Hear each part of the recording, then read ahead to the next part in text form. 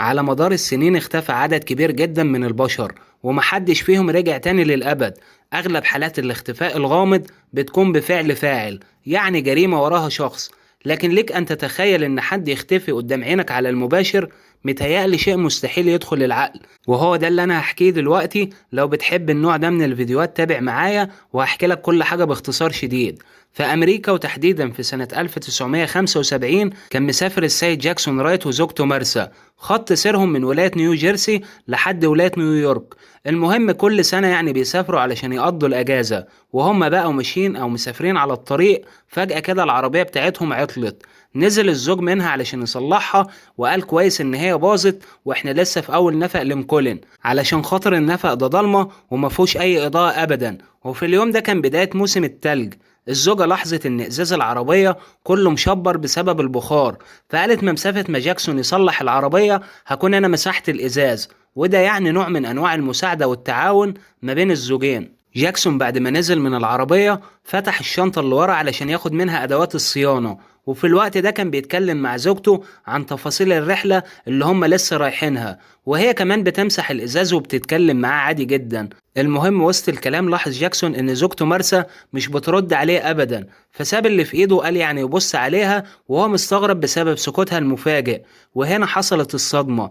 جاكسون مش لاقي زوجته أبدا واقفة جنب العربية، وكمان مش قاعدة جواها، ده هي أصلا لسه كانت بتتكلم معاه ملهاش كام ثانية. حتى المكان اللي هم واقفين فيه كله فاضي، مكان واسع مفهوش بيوت او اشجار او اي حته يعني مرسى تروح عندها. وحتى مثلا لو افترضنا ان في حاجه من الحاجات دي، هي لسه كانت واقفه بتتكلم معاه ملهاش 10 ثواني، يعني اصلا مش هتلحق توصل لها. وحتى كمان التلج كان متساوي على الارض وما عليهوش اي اثار اقدام علشان نقول في حد مشي او عدى في الحته دي. وقتها جاكسون فضل يلف حوالين نفسه والعربيه كده زي المجنون، مش مصدق ابدا اللي حصل معاه. ازاي يعني حد يختفي بالصوره الغامضه دي وكمان في لمح البصر؟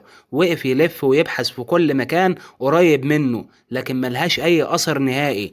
محدش غريب او اي عربية وقفت جنبهم ابدا علشان يعني نقول ان هي اتخطفت. جاكسون اخر ما فاض بيه وغلب على امره وما كانش عارف يعمل اي حاجة ابدا. وقتها فكر ان هو لازم يبلغ الشرطة، وكان عنده اعتقاد ان المحققين بكل امكانياتهم وخبراتهم هيقدروا يرجعوها.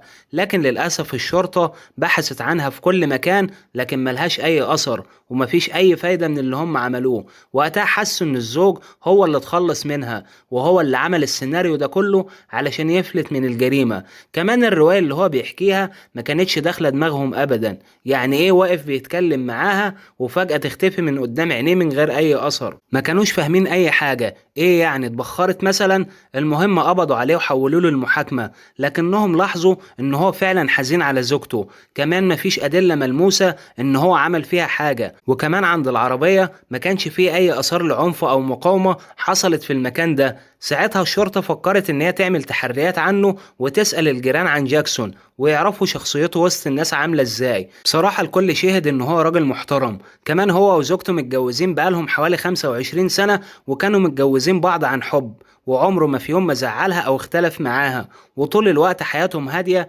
وسعيدة جدا. كمان الشرطة عرفت من الجيران إن الزوجين ما كانوش بيخلفوا، والعلاقة ما بينهم كانت قوية، ويستحيل هو يعمل فيها كده. جاكسون راجل كبير وملهوش في الحياة غير زوجته، ومفيش أي دوافع أو خلافات أبدا تخليه يتخلص منها. وبسبب الكلام ده كله وعدم توفر الأدلة، كانت المحكمة ادت له براءة في النهاية. القصة خلصت، وكان ظاهر بعض التفسيرات حوالين القضية دي، منها اللي قال وارد يكون في حيوان مفترس هو اللي خطف الزوجة من غير ما جاكسون ياخد باله، لكن الرد بيقول ان جاكسون ما سمعهاش ابدا بتصرخ او بتستغيث يعني. تفسير تاني قال ان المكان ده مسكون بالجن والشياطين واكيد هم اللي خطفوا الزوجة. تفسير بيقول اكيد مرسى حد من الاشخاص اللي دخلوا الفجوة الزمنية واكيد هتظهر في المستقبل او سافرت للماضي. طبعا نظرية مجنونة. تفسير تاني بيقول ان هي اكيد هربت من غير ما جاكسون ياخد باله منها. واخر تفسير قال ان جاكسون 100% هو اللي يعرف هي راحت فين، لكن في حلقة مفقودة في الموضوع ده.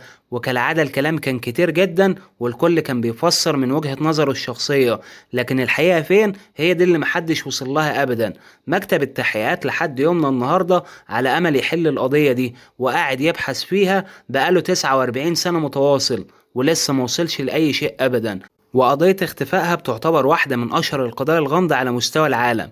لو عجبك الفيديو وعايزني أكمل معاك في نشر المحتوى، ادعمني بلايك واشترك في القناة علشان يوصلك كل جديد. ما تنساش أهم حاجة رأيك في التعليقات، ولو أول مرة تشوف القناة القي نظرة كده على المحتوى القديم وقول لي إيه رأيك في اللي أنا بقدمه، وقول لنا في التعليقات تحب الفيديو الجاي يكون عن إيه. سلام.